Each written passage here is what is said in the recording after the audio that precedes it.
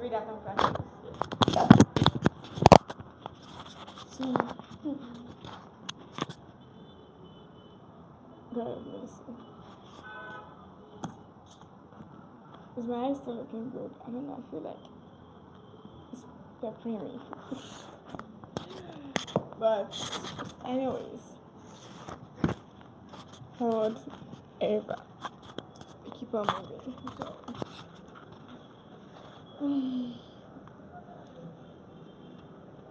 chapter 8 of the psychology of money. That's where we're going to start from this morning. So, man in the car paradox. No one is impressed with your possessions as much as you are. So let's dive into that. The best part of being a valet is getting to drive some of the coolest cars to ever touch pavement. Guests came in driving Ferraris, Lamborghinis, Rolls Royces, the whole aristocratic fleet. It was my dream to have one of these cars of my own because I thought they sent such a strong signal to others that you made it. You are smart, you are rich, you have taste, you are important. Look at me. The irony is that I rarely, if ever, looked at them, the drivers. When you see someone driving a nice car, you really think, wow, the guy driving that car is cool. Instead, you think, wow, if I had that car, people would think I am cool. Subconscious or not, this is not how people think. There is a paradox here. People tend to want wealth to signal to others that they should be liked and admired. But in reality, those other people often bypass admiring you, not because they don't think wealth is admirable, but because they use your wealth as a benchmark for their own desire to be liked and admired. The letter I wrote after my son was born said, "You might think you want an expensive car, a fancy watch, and a huge house, but I am telling you, you don't. What you want is respect and admiration from other people, and you think having expensive stuff will bring it. It almost never does, especially from the people you want to respect and admire you." I learned that as a valet when I began thinking about all the people driving up to the hotel in their Ferraris, watching me gawk. People must gawk everywhere they want. And I'm sure they loved it. I'm sure they felt admired. But did they know I did not care about them or even notice them? Did they know I was only gawking at the car and imagining myself in the driver's seat? Did they buy a Ferrari thinking it would bring them admiration without realizing that I, and likely most others who are impressed with the car, didn't actually give them, the driver, a moment's thought? Does this same idea apply to those living in big homes? Almost certainly. Jewelry and clothes, yep. My point here is not to abandon the pursuit of wealth or even fancy cars. I like both. It's a subtle recognition that people generally aspire to be respected and admired by others, and using money to buy fancy things may bring less of it than you imagine. If respect and admiration are your goal, be careful how you seek it. Humanity, kindness, and empathy will bring you more respect than us will or ever will. We are not done talking about Ferraris. Another story about the paradox of fast cars in the next chapter. Wow, that chapter is also short. So chapter 9, wealth is what you don't see. Spending money to show people how much money you have is the fastest way to have less money. Money has many ironies. Here is an important one. Wealth is what you don't see. My time as a valet was in the mid 2000s in Los Angeles, when material appearance took precedence over everything but oxygen. If you see a Ferrari driving around, you might intuitively assume the owner of the car is rich, even if you are not paying much attention to them. But as I got to know some of these people, I realized that wasn't always the case. Many were mediocre successes who spent a huge percentage of their paycheck on a car. I remember a fellow who called Roger. He was about my age. I have no idea what Roger did, but he drove a Porsche, which was enough for people to draw assumptions. Then one day, Roger arrived in an old Honda, Same the next week and the next. What happened to your Porsche? I asked. It was repossessed after defaulting on his car loan, he said. There was not a muscle of shame. He responded like he was telling the next play in the game. Every assumption you might have had about him was wrong. Los Angeles is full of Rogers. Someone driving a $100,000 car might be wealthy, but the only data point you have about their wealth is that they have $100,000 less than they did before they bought the car, or $100,000 more in debt. That's all you know about them. We tend to judge wealth by what we see because that's the information we have in front of us. We can't see people's bank accounts or brokerage statements, so we rely on outward experiences to gauge financial success. Cars, homes, Instagram photos. Modern capitalism makes helping people fake it until they make it a cherished industry. But the truth is that wealth is what you don't see. Wealth is the nice cars not purchased, the diamonds not bought, the watches not worn, the clothes forgone, and the first class upgrade declined. Wealth is financial assets that haven't yet been converted into the stuff you see. That's not how we think about wealth because you can't contextualize what you can't see. Singer Rihanna nearly went bankrupt after overspending and sued her financial advisor. The advisor responded, was it really necessary to tell her that if you spend money on things, you will end up with the things and not the money? You can laugh and please do. But the answer is yes. People do need to be told that. When most people say they want to be a millionaire, what they might actually mean is I'd like to spend $1 million. And that's literally the opposite of being a millionaire. Investor Billman once wrote, there is no faster way to feel rich than to spend lots of money on really nice things. But the way to be rich is to spend money you have and not to spend money you don't have. It's really that simple. It's excellent advice, but it may not go far enough. The only way to be wealthy is to not spend the money that you do have. It's not just the only way to accumulate wealth. It's very definition of wealth. We should be careful to define the difference between wealthy and rich. It is more than semantics. Not knowing the difference is a source of countless poor money decisions. Rich is a current income. Someone driving a $100,000 car is almost certainly rich because even if they purchase the car with debt, you need a certain level of income to afford the monthly payment. Same with those who live in big homes. It's not hard to spot rich people. They often go out of their way to make themselves known. But wealth is hidden. It's income not spent. Wealth is an option not yet taken to buy something later. Its value lies in offering you options, flexibility, and growth to one day purchase more stuff than you could right now. Diet and exercise offer a useful analogy. Losing weight is notoriously hard, even among those putting in the work of vigorous exercise. In his book, The Body, Bill Bryson explains why.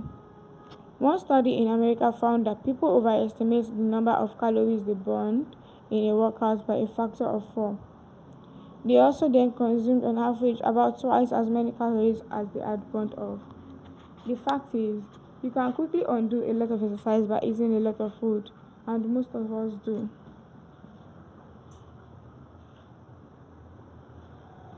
Exercise is like being rich. You think, I did the work and I now deserve to treat myself to a big meal. Wealth is turning down that treat meal and actually burning less calories.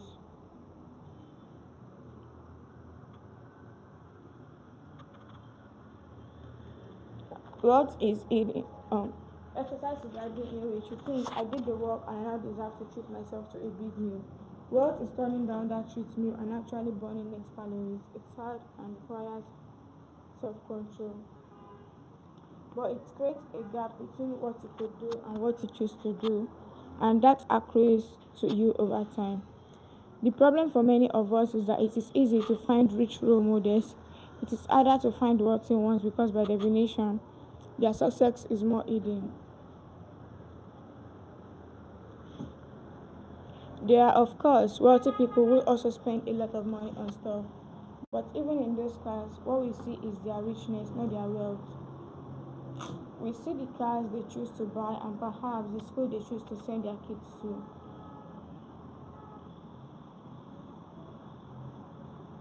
We don't see the savings, retirement accounts, or investment portfolios. We see the homes they bought, not the homes they could have bought had they stretched themselves thin.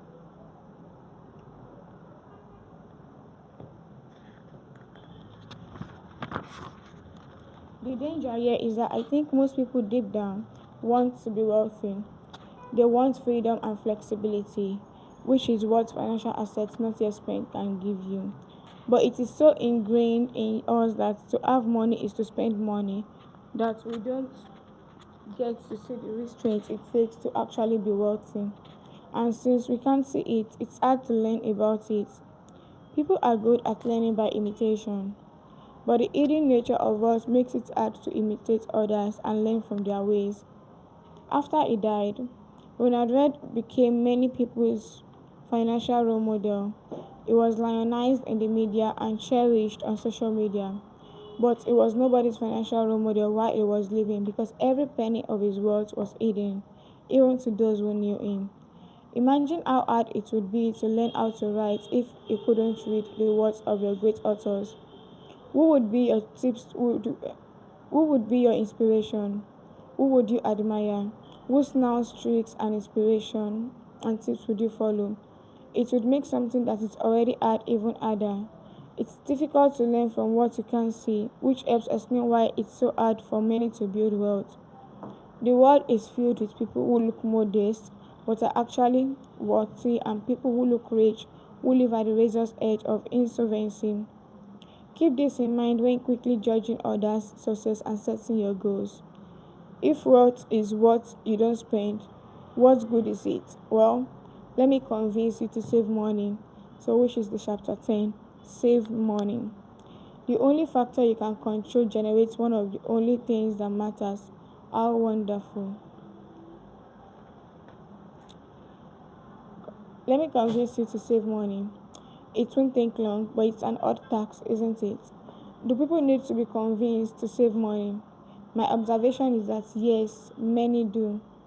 Past a certain level of income, people fall into three groups: those who save, those who don't think they can save, and those who don't think they need to save. This is for the latter two. The first idea, simple but easy to overlook, is that building wealth has little to do with your income or investment returns and a lot to do with your savings rate. A quick story about the power of efficiency. In the 1970s, the world looked like it was running out of oil. The calculation wasn't hard. The global economy used a lot of oil.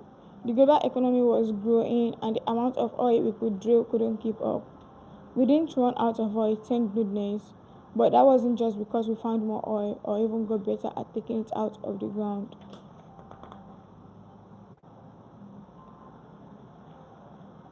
The biggest reason we overcame the oil crisis is because we started building cars, factories, and homes that are more energy efficient than they used to be. The United States uses 60% less energy per dollar of GDP today than it did in the 1950s.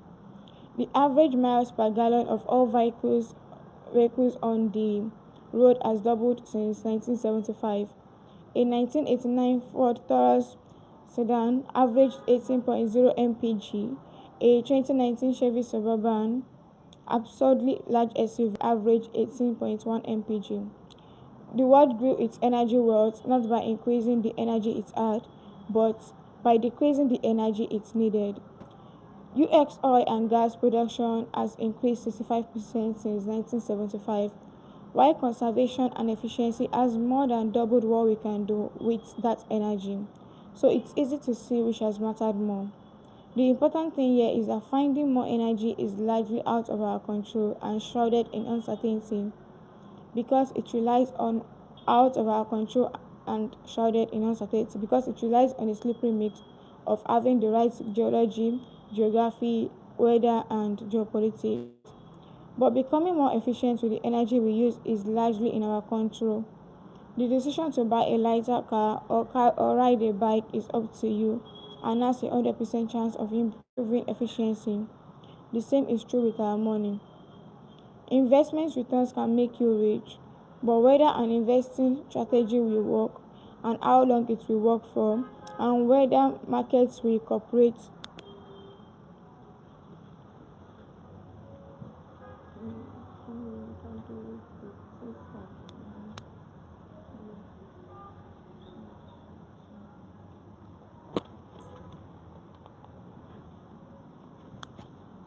Investment returns can make you rich, but whether an investing strategy will work and how long it will work for, and whether markets will cooperate, is always in doubt.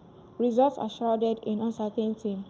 Personal savings and frugality, finance conservation and efficiency are part of the money equation that are more in your control and have a 100% chance of being as effective in the future as they are today. If you view building wealth as something that will require more money or big investment returns, you may become as pessimistic as the energy doomers were in 1970s. The path forward looks hard and out of your control. If you view it as powered by your own frugality and efficiency, the destiny is clearer. Wealth is just the accumulated leftovers after you spend what you take in. And since you can build wealth without a high income, but have no chance of building wealth without a high savings rate, it is clear which one matters more.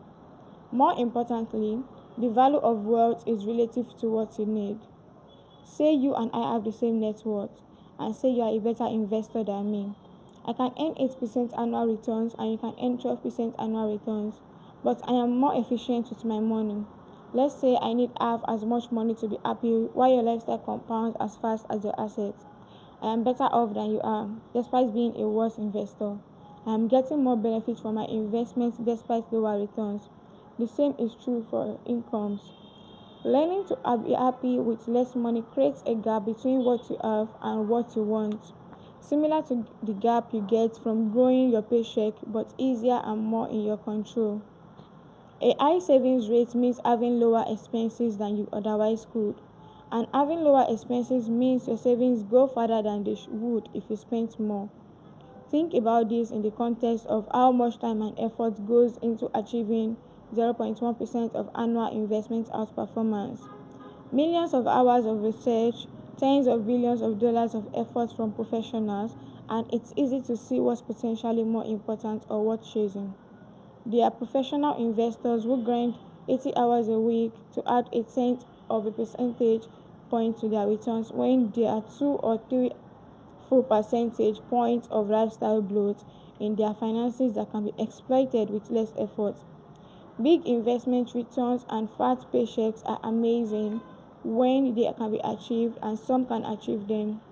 But the fact that there is so much effort to put into one side of the finance equation and so little put in the other is an opportunity for most people. Past a certain level of income, what you need is just what sits below your ego. Everyone needs the basics. Once they are covered, there is another level of comfortable basics. And past that, there is basics that are both comfortable, entertaining, and enlightening. But spending beyond a pretty low level of materialism is mostly a reflection of ego approaching income. A way to spend money to show people that you have or had money. Think of it like this. And one of the most powerful ways to increase your savings isn't to raise your income, it is to raise your humility. When you define savings as the gap between your ego and your income, you realize why many people with decent income save so little. It's a daily struggle against instincts to extend your peacock feathers to their uttermost limit and keep up with the others doing the same. People with enduring personal finance success, not necessarily those with high incomes, tend to have a propensity to not give a damn what others think about them. So people's ability to save is more in their control than they might think. Savings can be created by spending less. You can spend less if you desire less, and you will desire less if you care less about what others think of you. As I argue often in this book, money relies more on psychology than finance, and you don't need a specific reason to save. Some people save money for a down payment on a house or for retirement. That's great, of course, but saving a goal of purchasing something specific. You can save just for saving's sake. And indeed, you should. Everyone should. Only saving for a specific goal makes sense in a predictable world, but ours isn't. Saving is a hedge against life's inevitable ability to surprise the hell out of you at the worst possible moment. Another benefit of saving that isn't attached to a spending goal is what we discussed in chapter 7, gaining control over your time. Everyone knows the tangible stuff money buys. The intangible stuff is harder to wrap your head around, so it tends to go unnoticed. But the intangible benefits of money can be far more valuable and capable of increasing your happiness than the tangible things that are obvious targets of your savings. Savings without a spending goal gives you options and flexibility, the ability to wait, and the opportunity to pounce. It gives you time to think. It lets you change course on your own terms. Every bit of savings is like taking a point in the future that would have been owned by someone else and giving it back to yourself. That flexibility and control over your time is an unseen return on wealth. What is the return on cash in the bank that gives you the option of changing careers or retiring early or freedom from worry? I'd say it's incalculable. It's incalculable in two ways. It's so large and important that we can't put a price on it, but it's also literally incalculable. We can't measure it like we can measure interest rates. And what we can't measure, we tend to overlook. When you don't have control over your time, you are forced to accept whatever bad luck is thrown your way. But if you have flexibility, you have the time to wait for no brainer opportunities to fall in your lap. This is a hidden return on your savings. Savings in the bank that earns 0% interest might actually generate an extraordinary return if they give you the flexibility to take a job with a lower salary but more purpose, or wait for investment opportunities that come when those without flexibility turn desperate. And that hidden return is becoming more important. The world used to be hyperlocal. Just over 100 years ago, 75% of Americans had neither telephones nor regular mail service. According to historian Robert Gordon, that made competition hyperlocal. A worker with just average intelligence might be the best in their town, and they got treated like the best because they didn't have to compete with the smarter worker in another town. That's now changed. A hyper-connected world means the talent pool you compete in has gone from hundreds or thousands spanning your town to millions or billions spanning the globe. This is especially true for jobs that rely on working with your head versus your muscles. Teaching, marketing, analysis, consulting, accounting, programming, journalism, and even medicine increasingly compete in global talent pools. More fields will fall into this category as digitalization erases global boundaries, as software hits the world, as venture capitalist Mark Andreessen puts it. A question you should ask the range of your competition expand is, how do I stand out? I am smart is increasingly a bad answer to that question because there are a lot of smart people in the world. Almost 600 people ask the SATs exam each year. Another 7,000 come with a handful of points. In a winner-take-all and globalized world, these kinds of people are increasingly your direct competitors. Intelligence is not a reliable advantage in a world that's become as connected as ours as flexibility is. In a world where intelligence is hyper-competitive and many previous technical skills have become automated, competitive advantages tilt towards nuanced and soft skills like communication, empathy, and perhaps most of all, flexibility. If you have flexibility, you can't wait for good opportunities both in your career and for your investments. You will have a better chance of being able to learn a new skill when it is necessary. You will feel less urgency to chase competitors who can do things you can't, and have more leeway to find your passion and your niche at your own pace. You can find a new routine, a slower pace, and think about life with a different set of assumptions. The ability to do those things when most others can't is one of the few things that will set you apart in a world where intelligence is no longer a sustainable advantage. Having more control over your time and options is becoming one of the most valuable currencies in the world. That's why more people can and more people should save money. You know what else they should do? Stop trying to be so rational. Let me tell you why. Reasonable greater than rational. That's chapter 11. Aiming to be mostly reasonable works better than trying to be coldly rational. You are not a spreadsheet, you are a person, a screwed up emotional person. It took me a while to figure this out, but once it clicked, I realized it's one of the most important parts of finance. With it comes something that often goes overlooked. Do not aim to be coldly rational when making financial decisions. Aim to just be pretty reasonable. Reasonable is more realistic and you just have a better chance of sticking with it for the long run, which is what matters when managing money. To show you what I mean, let me tell you the story of a guy who tried to cure syphilis with malaria. Julius Wagner Jareg was a 19th century psychiatrist with two unique skills. He was good at recognizing patterns and what others saw as crazy he found merely bold. His specialty was patients with severe neurosyphilis, then a fatal diagnosis with no known treatment. He began noticing a pattern.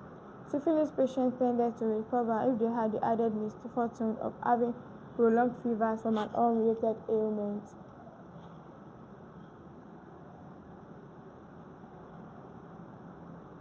Then, if with no known treatment, okay.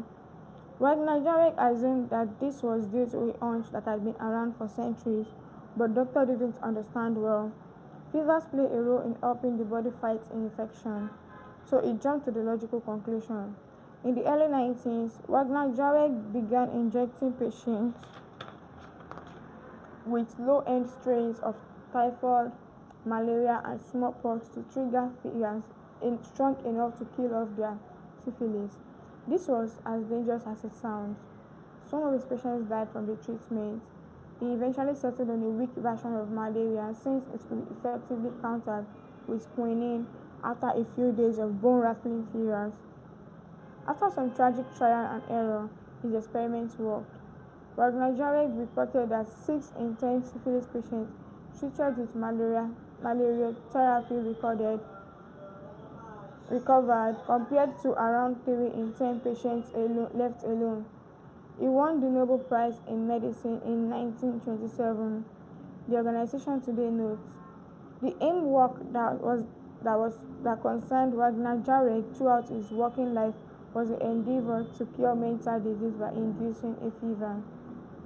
Penicillin eventually made malaria therapy for syphilis patients obsolete, thank goodness.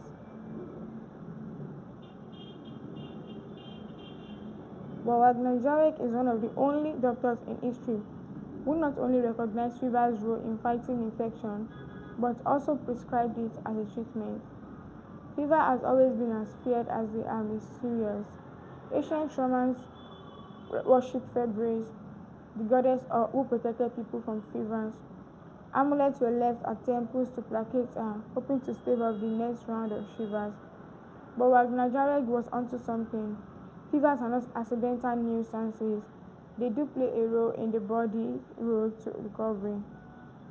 We now have a better, more scientific evidence of fever's usefulness in fighting infection. A 1 degree evidence of fever's usefulness in fighting infection. A 1 degree increase in body temperature has been shown to slow the replication rate of some viruses by a factor of 200. Numerous investigators have identified a better outcome among patients who displayed fever. One NIH paper writes, the Seattle Children's Hospital includes a section on its website to educate parents who may panic at the slightest rise in their child's temperature.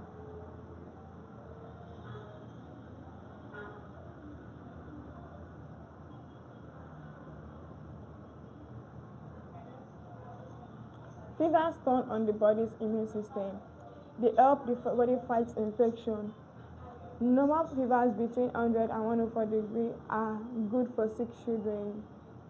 But that's where the science ends and reality takes over. Fever is almost universally seen as a bad thing. They are treated with drugs like Tylenol to reduce them as quickly as they appear. Despite millions of years of evolution as a defense mechanism, no parents, no patients, a few doctors, and certainly no drug company views fever as anything but a misfortune that should be eliminated. These views do not match the known science. One study was blunt. Treatment of fever is common in the ICU setting and likely related to standard dogma rather than evidence-based practice. Howard Markel, director of the Center for the History of Medicine, once said of fever phobia, "These are cultural practices that spread just as widely as the infectious diseases that are behind them. Why does this happen? If fevers are beneficial, why do we fight them so universally? I don't think it's complicated. Fever hurts and people don't want to hurt. That's it. A doctor's goal is not just to cure disease, it's to cure disease within the confines of what is reasonable and tolerable to the patient. Fevers can have marginal benefits in fighting infection, but it hurts. And I go to the doctor to stop hurting. I don't care about double blind studies when I'm shivering under a blanket. If you have a pill that can make a fever stop, give it to me now. It may be rational to want a fever if you have an infection, but it's not reasonable." That philosophy, aiming to be reasonable instead of rational, is one more people should consider when making decisions with their money. Academic finance is devoted to finding the mathematically optimal investment strategies. My own theory is that in the real world, people do not want the mathematically optimal strategy. They want the strategy that maximizes for how well they sleep at night. Harry Markowitz won the Nobel Prize for exploring the mathematical trade-off between risk and return. He was once asked how he invested his own money and described his portfolio allocation in the 1950s. "When his models were first developed, I visualized my grief in the stock market went way up and I wasn't in it, or if it went way down and I was completely in it. My intention was to minimize my future regrets. So I split my contributions 50-50 between bonds and equities."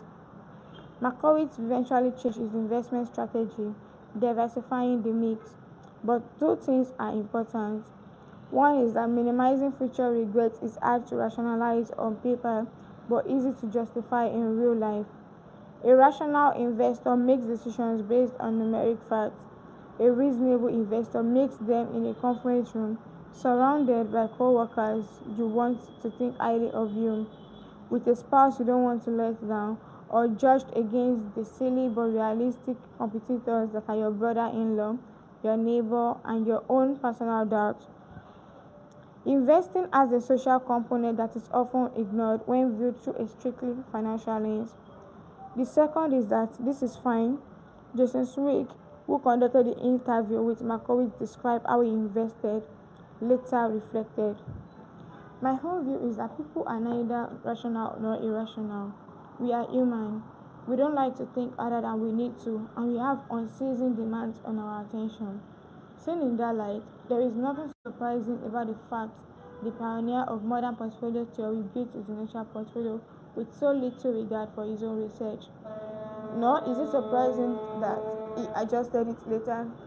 Markowitz is neither rational or irrational, he is reasonable.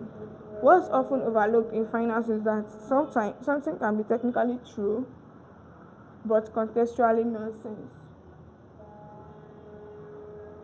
In 2008, a pair of researchers from Yale published a study arguing young savers should supercharge their retirement accounts using 2-to-1 margin, $2 of debt, $2 of debt for every dollar of their own money. When buying stocks, it suggests investors taper their leverage as they age, which lets a saver take more risks. when they are young and can handle a magnified market roller coaster, and less when they are older. Even if using leverage left you wiped out when you were young, if you use 2 to 1 margin, a 50% market drop leaves you with nothing. The researchers showed savers would. You can't blame investors for doing this. If you view investing as a hard science, history should be a perfect guide to the future. Geologists can a billion years of historical data and form models of how the earth behaves. So can meteorologists and doctors. Kidneys operate the same way in 2020 as they did in 2010, in 1020. But investing is not a hard science. It's a massive group of people making imperfect decisions with limited information about things that will have a massive impact on their well-being, which can make even smart people nervous, greedy, and paranoid. Richard Feynman, the great physicist, once said, "Imagine how much harder fixes would be if electrons had feelings." Well, investors have feelings, quite a few of them. That's why it's hard to predict what they will do next based solely on what they did in the past. The cornerstone of economics is that things change over time because the invisible hand hates anything staying too good or too bad indefinitely. Investor Bill Bonner once described how Mr. Market works. He's got a capitalism at work t-shirt on and a sledgehammer in his hand. Few things stay the same for very long, which means we can't treat historians as prophets. The most important driver of anything tied to money is the stories people tell themselves and the preferences they have for goods and services. Those things don't tend to sit still. They change with culture and generation. They are always changing and always real. The mental trick we play on ourselves here is an over admiration of people who have been there, done that when it comes to money. Experiencing specific events does not necessarily qualify you to know what will happen next. In fact, it really does. Because experience leads to overconfidence more than forecasting ability. Investor Michael Bartnick once explained this well. Confronted with the argument that few investors are prepared for rising rates because they never experienced them. The last big period of rising interest rates occurred almost 40 years ago. He argued that it didn't matter because experiencing or even studying what happened in the past might not serve as any guide to what will happen when rates rises in the future. So what? Will the current rate hike look like the last one or the one before that? Will different asset classes behave similarly the same or the exact opposite? On the one hand, people that have been investing through the event of 1987, 2000, and 2008 have experienced a lot of different markets. On the other hand, isn't it possible that this experience can lead to overconfidence, failing to admit you are wrong, and coming to previous outcomes? Two dangerous things happen when you rely too heavily on investment history as a guide to what's going to happen next. One, you will likely miss the outlier events that move the needle the most. Two, the most important events in historical data are the dot play an enormous role because they influence so many related events in their wake. 15 billion people were in the 20th century, but try to imagine how different the global economy and the whole world would be today if just Adolf Hitler, Joseph Stalin, Mao Zedong, Gavrilo Princip, Thomas Edison, Bill Gates, Martin Luther King. I'm not even sure list, but almost everything about the world today, from borders, would be different if these 7 people hadn't left their mark. Another way to put this is that 0.0004% of people were responsible for perhaps the majority of the world's direction of projects, innovations, and events. World War II, the Manhattan Project, vaccines, antibiotics, Union, billions, others upon orders of magnitude more than others. The thing that makes tale events easy to underappreciate is how it is to underestimate how